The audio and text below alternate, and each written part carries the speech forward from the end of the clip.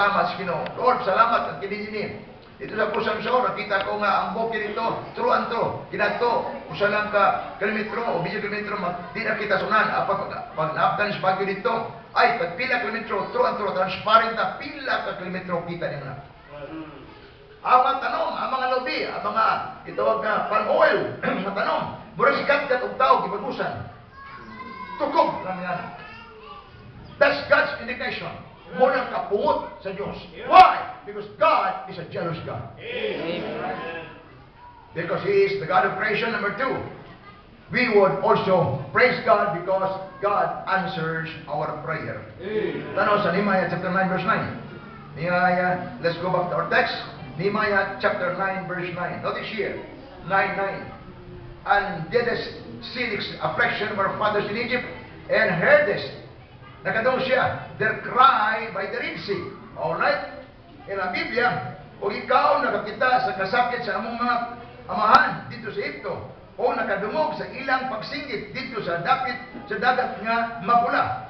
Now, iyon sa Exodus 3:7, ako nakadungog sa ilang kiyabaw tungod sa ilang mga tigdumala sa tahas, kay ako may palo sa ilang kagulanan. Oh, I praise the Lord that God knows our need. God knows our affliction. God knows everything that we need. Amen. And above all, God answers our prayer. Amen. Number three, all failure is prayer failure. That's right. I hope you believe that. All failure is prayer failure. All failure is prayer failure. The church of Butuan, kada adlaw namin prayer.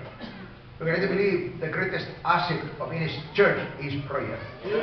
That is the greatest asset of any church, prayer.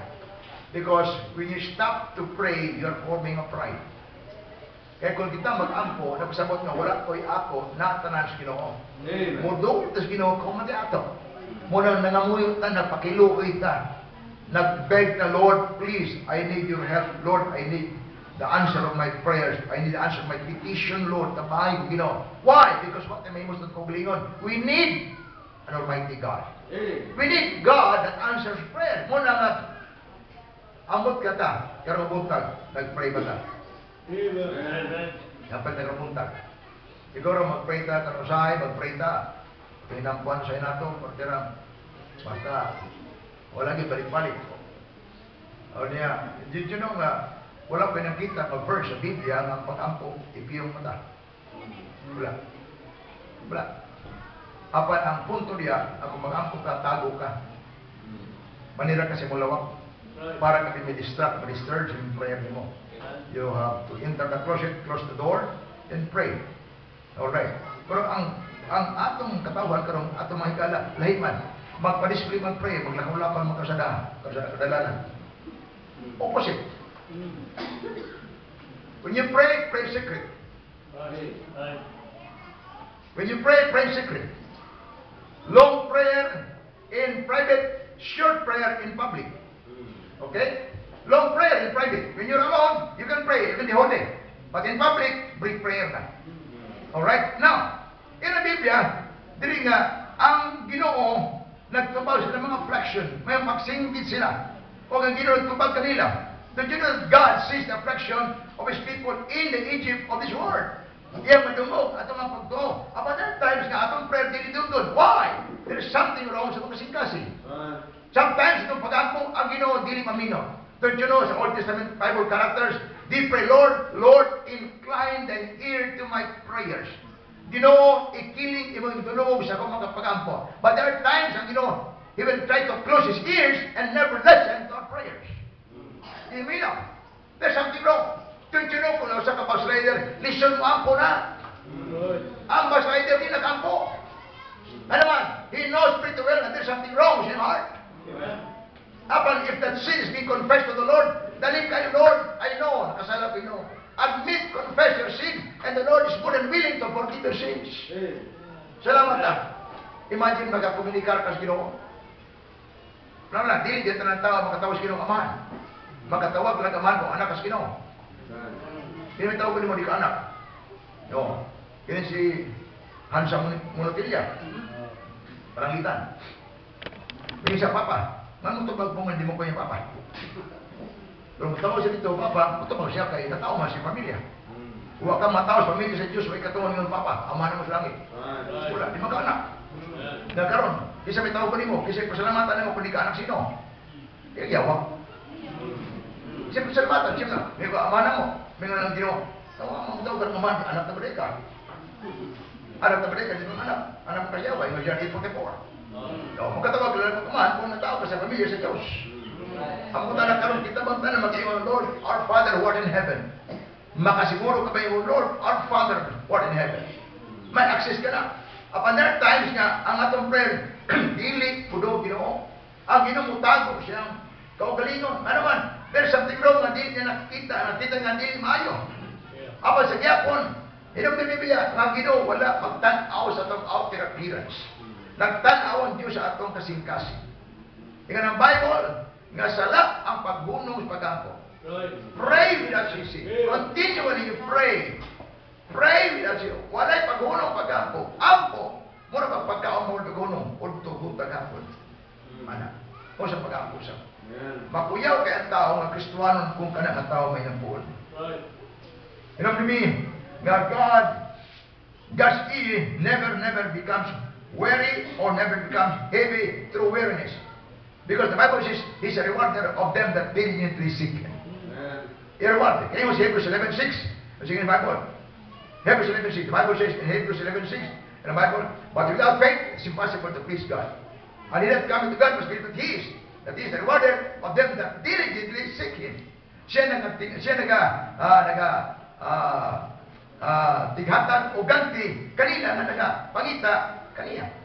Nasa ito pa, we have to pray always to the Lord. Kitang na may need na nakita ko gaina ilalagbid doon ni Brother Joel. Kita na niyo, Jealousy.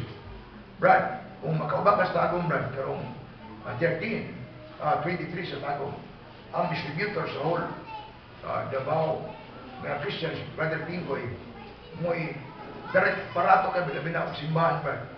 Jealousy. Kung manay blessing ba ito? Kini, parato kayo. Without na naman kini sa Brad, ubanan ka kayo. Ako speaker ko sa mission conference, kung introduce dito ba, kini, Baptist. Blessing. Pinamalik dito. Karong January 23. Sabi ka Pastor Aurelio Claver. Now, don't you know nga, kining tanang butang nakita nato karon tubag sa pag-ampo ni. Tingali ka mag-ampo, but somebody's praying. Tubag kini. Kini nakita niyo. Kini tanan-tanan. Wala na yung bukbuk, pagkilat o pag-abot sa bagyo nga pambalaw. Wala. Bunga ni, resulta sa pag-ampo. Because I believe there is really power in prayer. That's why Octavius can stand up and bless the Lord. For He is also not only that God answers our prayer, but the God of deliverances. Tanaw sa chapter 9, verse 10 and 11. The same chapter. Chapter 9, verse 10 and 11. Notice here. And shewest signs and wonders upon Pharaoh, and all his servants, and all the people of his land, for thou knewest that they dealt proudly against them, so thou get thee a name as it is this day. And thou didst divide the sea before them, so that they went through the midst of the sea on the dry land, and the persecutors thewest into the deeps as thrown into the mighty waters. Moreover, thou leadest them into the dry, and the day by a cloudy pillar, and in the night by a pillar of fire, to give them light in the way wherein they should go. All right. Ang panahon ng morning, He's the God of deliverances. God saved them from any enemy, any strong enemy, and God led them forth by their new life. Now, it's verse 12. Did you know that every movement sa pillar was a fresh deliverance on the behalf of the Israelites? Ang Ginoo nagagiya ka nato. Dili ang Ginoo gusto nga madaot o maguba o ma-destroy, ma-ruin ang life sa Christian. Na naman, di paulaan kung dugo sa Ginoo. Every time I travel ko, I have to read always Psalms 91, 16 verses. For several years na karon, Matag panahon mo na ako sa balay. At maglain-lain lugar. Basahon yun ako ng Psalms 91. Labi na ang Psalms 91 verse 2. Alright. Now, o sige mo sa Psalms 91 verse 2. Will you please? Muna yung habak sa mga Kristuano. Amen. Habak. So ako tayo mga Kristuano, natin balan, natin ulan, kag may ikwintas-kwintas na. Daga na kayo. Hindi mo ikaw habak. Ito sa verse 2, 91 verse 2. I will say of the Lord, He is my refuge. What is refuge? Dalapanan. A bomb shelter. Alright? A place of hope, a place of trust, a refuge. I will say of the Lord is my refuge, and my fortress. My God, in Him will I what? Trust. Whom do you trust? Pinasaligan mo. But for sure, ang nindot saligan ang Ginoo. Tanaw Psalms 50 verse 15. Psalms 50 verse 15. Come on, go with me please. Psalms 50 verse 15. Alright, there we go. 15. And call upon me in the day of what? I'm now reading Psalms 50, 15. And call upon me in the day of what? Trouble. I will deliver thee, and thou shalt glorify me. What a verse! Sa panahon sa trouble, sa panahon sa pangapagsulay, kinsa itong tawagon? Mung tawag karong lain tao, yung Ginoo, allow ang tao magsalig sa tao. Amen. Apan ulahan ang tao magsalig sa Diyos. Cursed be the man that trusted in man, but blessed is the man that trusted in God. Amen. Abuguan mong Ginoo. Kung masalig kong tao ng Ginoo, sige, salig niya, tanawang ta. Tanawang ta, salig, gusto ka, tanawang ta. Para yan yung mundo, mahubos ka na. Pero when you trust the Lord is pleased, the Lord is happy, and you can rely, you can depend upon the God. Makasalig ka sino. Maraming Biblia, yun ang Biblia sa verse 15, call upon me in the day of trouble. In the day of trouble. Kisa may tawag na to. Tanawaran ko na. I will deliver thee, and thou shalt glorify me. First is the time. When is the time? The day of trouble.